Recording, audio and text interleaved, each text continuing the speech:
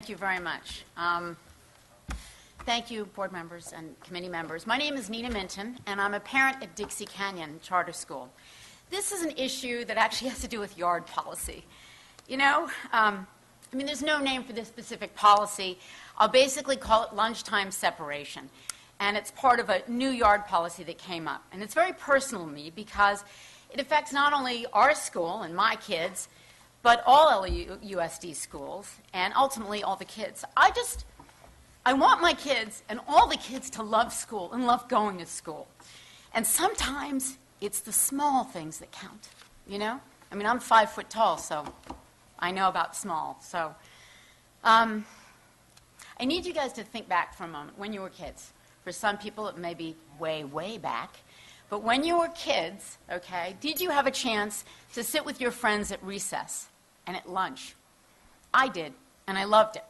And I loved being able to socialize. That's why I went to school, to be able to socialize with my friends. And that's one of the things that made school great, aside from academics and learning. And I just want to give you a background on this school, just very quickly. The children up until mid-October were able to sit wherever they wanted.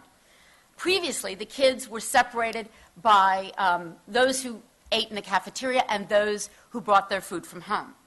So finally, the kids were absolutely ecstatic. They could sit with their friends and sit wherever they wanted to until mid-October, when suddenly a policy changed that no parent knew about, okay? It changed again.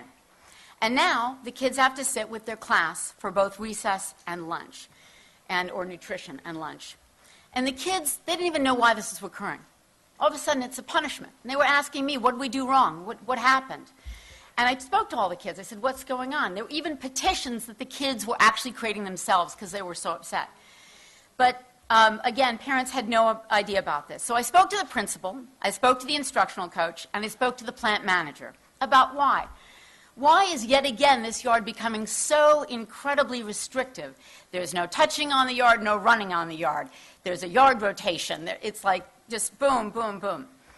The plant manager indicated that it was about a trash issue, to which I said, but there's so many ways to attack this. Why does it always have to be a win-lose situation where the kids are always losing? You know? So 3 years ago, even there was a teacher that created a green team on campus. I said, why can't we do that again? But then I was told ultimately by the principal it was her decision, and I was the only parent who cared about this issue. So first I made a petition, I created a petition which people signed. Over 100 parents signed it. And I even have a petition from the kids, which was started by a 4th grader, who was told by a teacher to put it away, and then she was told, don't worry, it won't even work anyway. So much for advocacy at this school.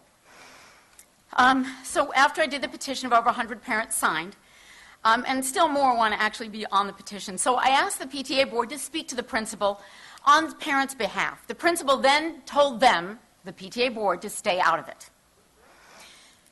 The principal mentioned a bunch of issues. It's about trash. It's about an aide issue. Now, an aide issue I can understand, but there were currently aides being hired, okay?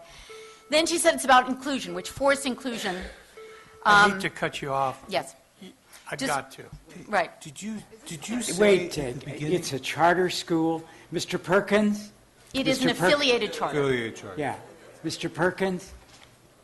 Would you get her name, phone number, the school? What? Did you?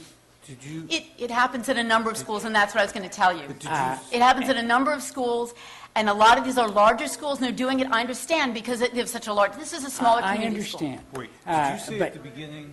Did you say at the beginning the kids were separated based on who brought their lunch to school and who received? Originally, free yes. Last year. Yes, that's So that's historical. Yes. Let me tell you, we'll take care of it. Not every single school. That's incorrect, because I did find out other districts are not doing that. Give me the names of the schools. Yes. And on the affiliated charters that we have responsibility for, I will look into it, and I will see that we're a little more humane. That would be fabulous. Thank you so much. Because also, even in terms of yard policy, no one knew about it. Give me the petitions also, if you give Yes, them to Mr. Perkins. Thank you very much. Mr. Cortinas, the school around the corner from my house, I had 10 parents come to my house for the same issue. So it's happening all over, so I'm Okay, glad you're. I will gonna meet address with it. the superintendents on it. Thank you. Jesus. Can I record my vote? Yes, Monica wants to record her vote.